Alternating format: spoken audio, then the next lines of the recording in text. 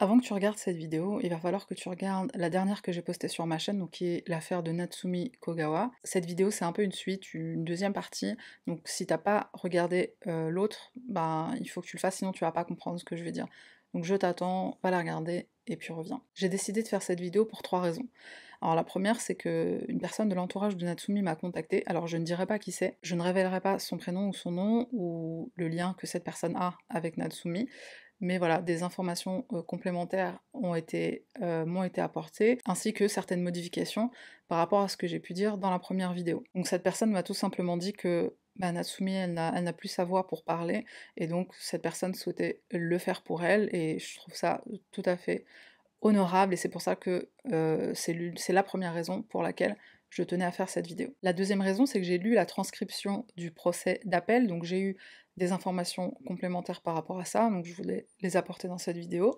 Et la troisième raison, bah en fait il faudrait comprendre pourquoi je me suis lancée dans ce genre de contenu sur YouTube, et pourquoi j'apprécie aussi de regarder ce genre de contenu. Alors le true crime, c'est quelque chose qui m'attire pour plusieurs raisons, notamment l'aspect psychologique. J'aime bien comprendre en fait, notamment pour les tueurs, j'aime bien comprendre leur psychologie, j'aime bien essayer d'analyser la personne qu'ils sont, ou la personne qu'ils ont été, comment ils ont grandi, tout ce qu'il y a dans leur historique, les traumatismes qu'ils ont pu subir dans leur enfance, etc. Mais j'insiste cependant sur un point très important, la raison pour laquelle je fais ça, et je veux surtout pas que ce soit mal interprété, la raison pour laquelle je m'efforce de récolter toujours un maximum d'informations sur l'affaire en général, hein, mais aussi sur le profil psychologique, on va dire, du tueur, c'est tout simplement parce que je suis quelqu'un qui de nature est très curieux, j'aime savoir, j'aime comprendre les choses, que ce soit moi-même, que ce soit ce qui m'entoure, ou les gens qui m'entourent, ou les choses que je ne comprends pas. Et quand on est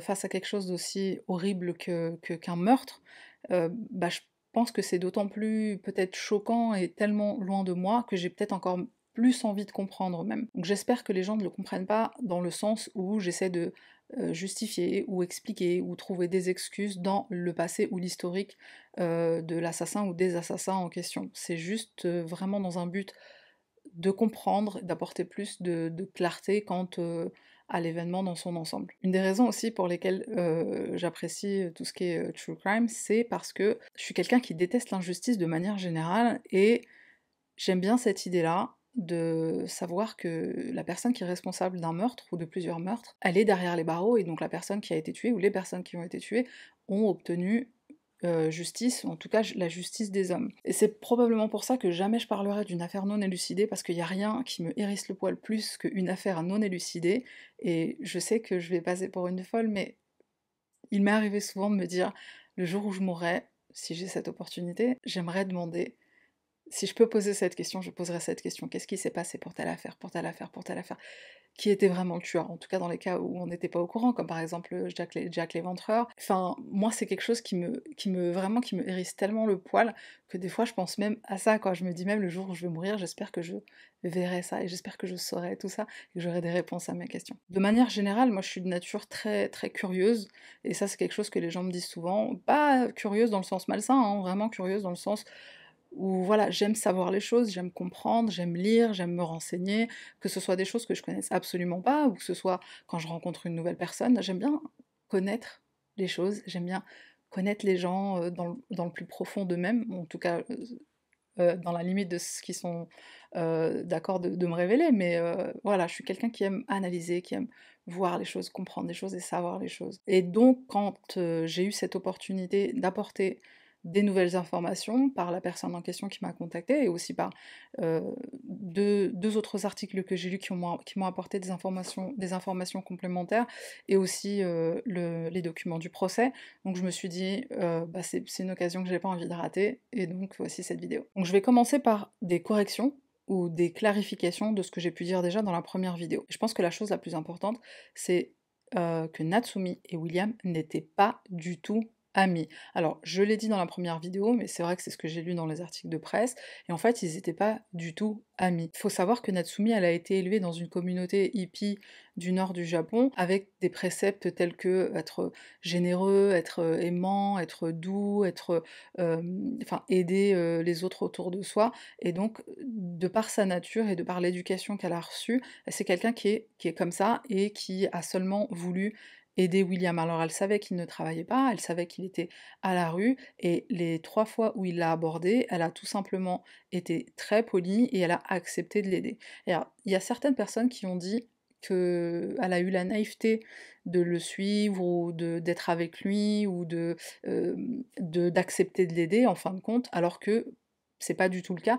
Natsumi, comme je l'ai dit, c'est quelqu'un d'expérimenté dans les voyages. Je sais de quoi je parle puisque je suis aussi quelqu'un d'expérimenté dans les voyages, et tu te mets pas volontairement, surtout quand t'es une femme et que tu voyages seule, tu ne te mets pas volontairement dans des situations dangereuses. À chaque fois qu'elle a rencontré, elle était dans des endroits publics, elle se sentait plutôt en sécurité. Faut surtout pas penser que Natsumi, c'était quelqu'un d'insouciant et qui traînait avec ce SDF, drogué, addict, parce qu'elle était, totalement inconsciente et très naïve, insouciante pardon, et très naïve, c'était absolument pas le cas. Il a été précisé aussi dans mes dernières trouvailles, et c'est du coup ça confirme ce que je viens de dire, Natsumi et William ne communiquaient pas ni par email, ni par texto, ni par des vrais amis font ça, des vrais amis, ils ont les numéros de téléphone, ils s'appellent, ils s'envoient des emails, ils ont les réseaux sociaux, l'un de l'autre, et là, c'était absolument pas le cas. D'ailleurs, il avait été question de ce fameux email dans lequel, ils se seraient mis d'accord sur le caractère, sexuel de leur dernière rencontre, et comme je l'avais dit, l'email n'a jamais été retrouvé, donc c'était absolument pas le cas. Faut aussi garder à l'esprit que Natsumi, c'est une jeune femme qui est très belle et qui respire la gentillesse, la générosité. Et moi, je suis le genre de personne qui pense que la bonté des gens se voit sur leur visage, et ils ont comme une lumière sur leur visage, donc elle attirait bah, pas toujours les bonnes personnes. William, quand il l'a approché, il a été sûrement attiré par ça, il a été attiré par la bonté qui se lit sur son visage et par sa beauté évidemment, et donc c'est sûrement la raison pour laquelle il l'a prise pour cible. Il faut savoir aussi que de toute façon, William, il était tout le temps dans ce même quartier-là, il était souvent dans ce même quartier-là, à faire la manche, à demander de l'argent, à demander à ce que les gens lui achètent de l'alcool et tout ça. Il avait demandé même à l'ami Chris, dont j'avais parlé dans la première vidéo, c'est quelque chose qu'il faisait tout le temps, dans ce quartier-là. On a tous un quartier en tête dans lequel il y a le sans-abri qui est toujours à cet endroit, et que des fois on peut même connaître, si on est amené à lui donner fréquemment une petite pièce, ou même lui payer à déjeuner, ou lui payer un repas, et ça a été le cas pour Natsumi. Donc voilà, j'insiste bien sur le fait que c'est des rencontres fortuites qui se sont produites comme ça dans la rue, tout simplement parce qu'elle passait par là, et parce que il était à la rue et qu'il faisait la manche, et c'est de cette façon-là qu'ils ont été amenés à parler, à 3 occasions, mais ils ne sont pas devenus amis. Je rappelle aussi que dans la première vidéo, j'ai parlé du fait que voilà, certains hommes, quand ils sont amis avec des femmes, ils ont une idée derrière la tête, ils ont des intentions, et Natsumi, elle a été approchée pour elle par quelqu'un qui avait besoin d'aide, qui était à la rue, qui n'avait pas de travail, qui avait besoin d'aide financière, peut-être aussi de compagnie, donc elle a répondu par la politesse qui est sa nature. Lui, il l'a pas approchée de cette façon-là, lui, il l'a approchée avec une idée derrière la tête, parce qu'il l'a trouvée attirante, parce que plein de choses. Mais voilà, tout ça pour dire que lui, dans sa tête, c'était tout de suite romantique, tout de suite il était attiré, tout de suite il voulait plus que juste discuter avec elle, ou juste lui demander de l'argent, et plus que potentiellement une amitié plus tard, mais voilà, lui, il avait pas du tout ça en tête. Lui, c'était dans sa tête romantique, je vais peut-être tomber amoureux, et je veux beaucoup plus avec cette femme que juste de l'amitié ou juste quelques conversations. Alors, une chose très importante, du coup, qu'il faut que je précise ici, c'est que le jour du meurtre, une assistante sociale a croisé William au centre commercial, donc le même centre commercial dans lequel on les avait vus tous les deux pour la dernière fois, donc la fameuse photo que j'ai montrée lors de la première vidéo, et donc cette assistante sociale, elle a plus tard révélé que quand elle a croisé William, elle a remarqué qu'il était hyper excité, il était excité comme une puce, et il parlait très très vite. Et en fait, il avait fumé des méthamphétamines. Pour les gens qui ne le savent pas, donc j'ai découvert aussi, mais la méthamphétamine, en fait, ça provoque une stimulation sexuelle. Donc ce jour-là, il était ben, sexuellement très stimulé. Quand il a été interrogé par la police et qu'il a dit voilà, ça commençait à chauffer, puis ça a très mal tourné, en fait, réellement, ce qui s'est passé, c'est qu'ils sont allés dans la maison, près du manoir Gabriola, et il était en train d'installer sa tente, et en fait, Natsumi, elle était en train de lui dire qu'elle devait partir, parce qu'elle avait, on se rappelle, son rendez-vous, son entretien d'embauche dans le restaurant japonais avec son amie. Donc elle était attendue, et elle devait partir, elle pouvait pas rester très longtemps, elle était en train de lui faire comprendre: «Voilà, je suis gentille, mais il faut que je parte bientôt», et lui, en fait, il s'est dépêché de monter sa tente, et il était très frustré parce qu'il était déjà sous drogue, il était frustré sexuellement, et il attendait un échange sexuel, et puis elle allait partir, il avait absolument pas envie qu'elle parte. Donc c'est là que les choses ont dégénéré pour lui, dans sa tête. Pour la question du chef d'inculpation d'indignité faite à un corps humain, je ne savais pas, au moment où j'ai fait ma première vidéo, je ne savais pas s'il s'agissait du chiffon qui avait été retrouvé dans l'anus de la victime, ou s'il s'agissait du fait que le corps ait été abandonné nu dans une valise. Il s'avère en fait qu'il s'agissait du fait qu'il ait abandonné le corps dans une valise nu et qu'il l'ait abandonné donc sur la propriété du manoir Gabriola. Après le meurtre, William s'était rendu à Vernon, donc comme je l'avais indiqué, sauf que je me suis trompée sur un élément, il n'est pas allé chez son père, il est parti voir son père, mais en fait il n'était pas chez son père. En fait il campait dans une sorte de parc qui se trouvait pas loin du domicile de son père. C'est là qu'il avait retrouvé son frère Warren et qu'ils avaient discuté, c'est là aussi qu'il avait fait sa tentative de suicide. Après que les frères ont eu leur discussion, ils se sont rendus chez leur père, et là Warren a dit donc à son père, il lui a dit: «Bah, embrasse ton fils parce qu'il est fort possible que tu ne le revoies pas avant un très long moment». Cet endroit, c'est aussi là où William a été arrêté. On va parler du ukulélé 2 petites minutes. Alors, on se rappelle que William avait dit à la police, quand il avait été interrogé, que lors de leur premier rencard, qui, je le rappelle, n'était pas un rencard, mais lors de leur première rencontre, Natsumi aurait joué du ukulélé pour lui. Alors, il s'avère que c'est absolument faux, tout simplement parce qu'elle était en train d'apprendre. Elle ne savait pas jouer du ukulélé. Elle avait un professeur et tout, mais elle ne savait pas encore en jouer. Et de toute façon, lorsqu'elle l'a rencontré, donc à 3 reprises, en tout cas sur 2 des 3 reprises où elle l'a rencontré, elle n'avait pas son ukulélé avec elle. Donc c'est un mensonge. Je pense que ce qui s'est passé, c'est que William savait qu'elle jouait du ukulélé, peut-être parce qu'elle lui en a parlé, très probablement parce qu'elle lui en a parlé et elle en a fait mention.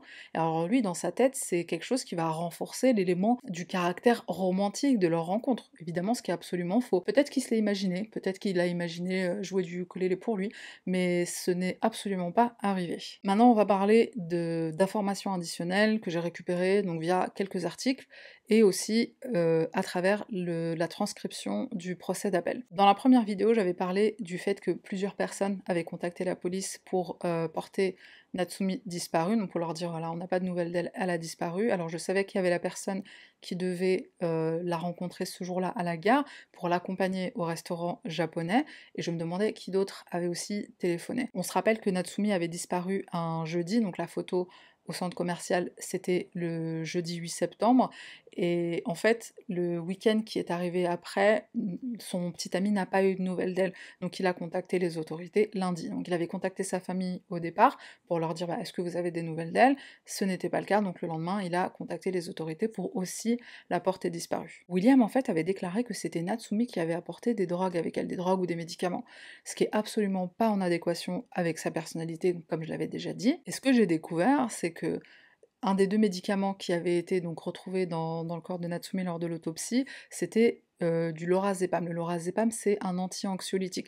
Donc on se rappelle qu'il y avait un anti-anxiolytique qui avait été retrouvé dans son sang et un somnifère, enfin des somnifères, traces de somnifères. Et j'avais dit dans la première vidéo que ces 2 médicaments n'avaient pas été prescrits à Natsumi. Il se trouve que le lorazépam avait été prescrit à William. Concernant les preuves ADN, donc j'avais mentionné le fait que aucune trace ADN n'avait été retrouvée sur le corps de Natsumi.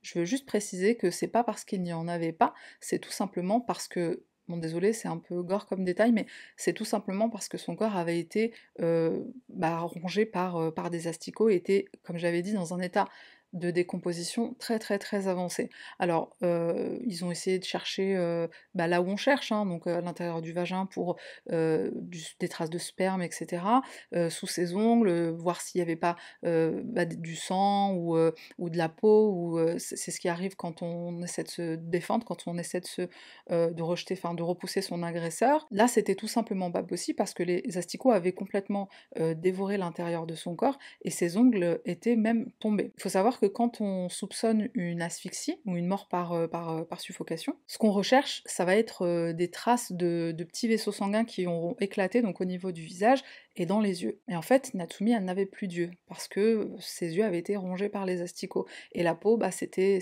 pareil. On pouvait tout simplement pas trouver ces preuves. C'est pas qu'elles n'existaient pas, c'est qu'on ne pouvait pas les trouver à cause de l'état de décomposition qui était, encore une fois, fort avancé. Je précise aussi que le médecin légiste avait déclaré que, de toute façon, c'est vrai que quand on fait une autopsie et qu'on soupçonne que la cause du décès est l'asphyxie ou la suffocation, c'est de toute façon très difficile d'en trouver des preuves. J'ai trouvé d'autres éléments quant au passé de William. Alors on se rappelle de l'incident avec le chat. Ça c'est un incident qui s'était produit, donc comme je l'avais déjà dit, je crois que ça s'était produit pendant son adolescence, et ça c'est un incident qui a été rapporté par ses voisins. Voilà, c'était juste pour dire que c'était ses voisins. Étant donné le passé judiciaire de William, il a été amené à faire des évaluations psychologiques à plusieurs reprises.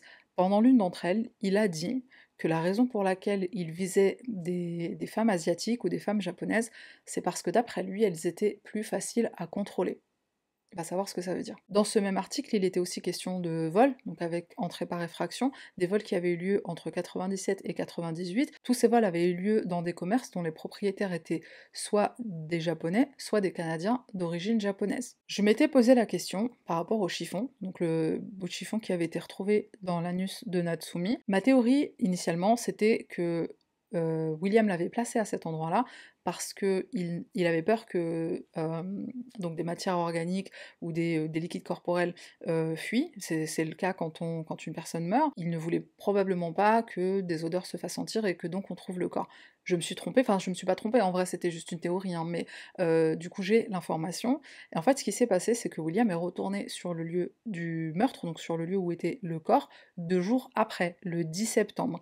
Et en fait, il a voulu mettre le corps dans la valise. Donc c'est là qu'on a eu les images de vidéosurveillance quand il a quitté son auberge de jeunesse. Donc il a quitté avec une valise, puis il est revenu sans, il portait différents vêtements. La raison pour laquelle il portait différents vêtements, c'est que quand il est retourné à l'endroit où était le corps et qu'il a voulu le déplacer, en fait, il y a des matières organiques qui commençaient à couler. Et donc il s'est un peu sali, et ce qu'il a fait, c'est qu'il a enlevé son t-shirt, il a déchiré un morceau et il l'a placé à l'intérieur de l'anus pour que les écoulements s'arrêtent, tout simplement. William, quand il était en attente de son procès, donc il était en prison, il a envoyé une lettre à son père dans laquelle il parlait du meurtre et il lui a dit ce n'était pas prémédité. Donc ça, c'est quelque chose qui va être considéré comme une confession, puisque il admet qu'il l'a fait, il est en train de parler du meurtre, il est en train de parler de Natsumi, donc le fait qu'il dise que ce n'était pas prémédité, ça veut dire je l'ai tué, mais je n'avais pas l'intention de le faire. Le dernier élément que j'ai trouvé par rapport à son passé, c'est que William avait été arrêté en 1992, en fait il était en Thaïlande, et en revenant, il avait apporté de la drogue avec lui. Alors je sais pas en quelle quantité, mais suffisamment pour qu'il se fasse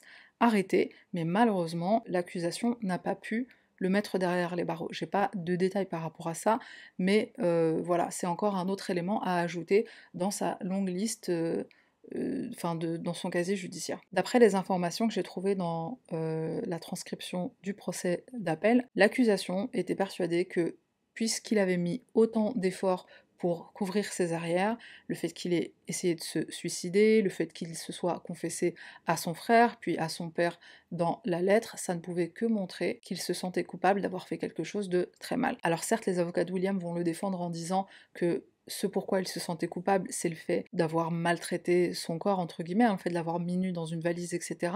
Mais on va pas jusqu'au suicide si on n'est pas coupable de quelque chose qui est aussi grave qu'un meurtre. En tout cas, pas dans ce cas-là, pas dans ce contexte-là, je pense. L'appel a été accordé le 2 février 2021, donc juste pour donner une date précise. Et pour information, la sortie de William est prévue la semaine prochaine, puisque comme je l'avais dit dans la première vidéo, il a été condamné pour le chef d'inculpation qui était indignité faite à un corps humain. Sa sortie est prévue la semaine prochaine, donc il avait écopé d'une peine de 3 ans et demi, donc on est arrivé à terme. Il faut savoir que l'accusation va faire appel de cet appel, et du plus profond de mon cœur, j'espère que cet appel va être accepté et que l'autre appel va être rejeté du coup, parce que cet homme il ne mérite rien d'autre que passer le reste de sa vie en prison. En tout cas c'est mon opinion. Je vais parler rapidement des arguments qui ont été amenés par la défense pour faire cet appel.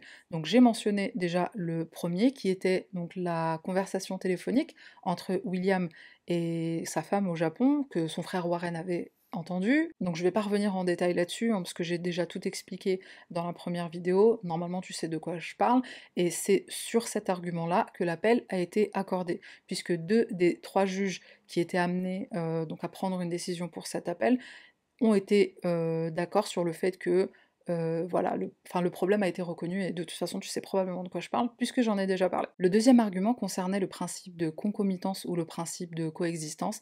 Alors c'est très probablement pas le terme juridique, en français. J'ai pas trouvé, la façon dont on le disait, nous, dans nos lois, mais en gros, je vais l'expliquer. En fait, il s'agit de la coexistence entre 2 choses, 2 concepts. La coexistence entre l'esprit criminel et l'acte criminel. En gros, ce que la défense dit, c'est que la juge aurait dû informer le jury du fait qu'il devait y avoir coexistence entre donc l'esprit criminel, c'est-à-dire l'intention, et l'acte lui-même, afin que le jury puisse déclarer l'accusé coupable de meurtre. Sauf que l'accusation explique que non, dans cette affaire, le principe de coexistence n'était pas nécessaire, puisque lorsqu'on parle du principe de coexistence, il est question de plusieurs actes criminels. Par exemple, quelqu'un qui tue une autre personne par plusieurs coups de couteau, là on serait dans un cas où il y aurait besoin du principe de coexistence. Sauf qu'ici, on est dans une affaire où il y a un seul acte criminel, à savoir le fait que l'accusé ait recouvert la bouche et le nez de la victime, donc pas besoin du principe de coexistence, argument rejeté. Et le troisième argument était le suivant: est-ce que le juge a correctement répondu à une question du jury? La question en question est la suivante: pouvez-vous détailler la définition de lésion corporelle dans la question 3 versus lésion corporelle dans le paragraphe 119? Alors la définition d'une lésion corporelle, c'est une blessure qui est de nature à nuire à la santé ou au bien-être d'une personne. La blessure ne doit être ni éphémère ni futile. Voilà la définition légale d'une lésion corporelle. Ce que la défense essaie de dire, c'est il a été question de lésion corporelle dans cette fameuse question 3 et dans ce chapitre 119. Et dans les deux cas, c'était dans un contexte différent. Donc dans le premier cas, c'était dans un contexte de meurtre, d'un meurtre au second degré, et dans le deuxième cas, donc dans le fameux paragraphe 119, il était question de lésion corporelle dans le cadre d'un homicide involontaire. Ce que la défense essaie de sournoisement dire, c'est que en réalité, ce que demandait le jury, c'est quelle est la différence entre un homicide involontaire et un meurtre. Sauf que c'est un peu prendre le jury pour des imbéciles, c'est absolument pas la question qui a été posée. La question était réellement de savoir si une lésion corporelle n'a pas la même définition juridique dans le cadre d'un meurtre ou dans le cadre d'un homicide involontaire. Si j'explique ça, c'est un peu parce que je voulais démontrer que, bon, la défense, leur travail, c'est de défendre leurs clients. Donc tous les moyens sont bons pour que soit ils n'aillent pas en prison, soit ils obtiennent une sentence la plus faible possible. Et pour moi, ces deux autres arguments, ils étaient juste, mais d'un ridicule sans nom. C'est bien pour ça qu'ils ont été rejetés tous les deux, et celui qui a été admis, c'était le premier, donc concernant la conversation téléphonique. Je crois que j'ai oublié aucun élément que je voulais ajouter concernant l'affaire Natsumi Kogawa. Je suis contente d'avoir eu cette opportunité d'apporter des clarifications. Personnellement, ça me tenait vraiment à cœur de le faire, et encore une fois, c'est parce que j'aime la vérité, je suis quelqu'un qui aime la vérité, donc vraiment ça me tenait à cœur de le faire, d'apporter ces précisions. J'espère qu'elles ont été claires, et si c'est pas le cas, eh ben surtout n'hésite pas à me laisser un commentaire et je répondrai avec grand plaisir. C'est tout pour moi, on se retrouve bientôt.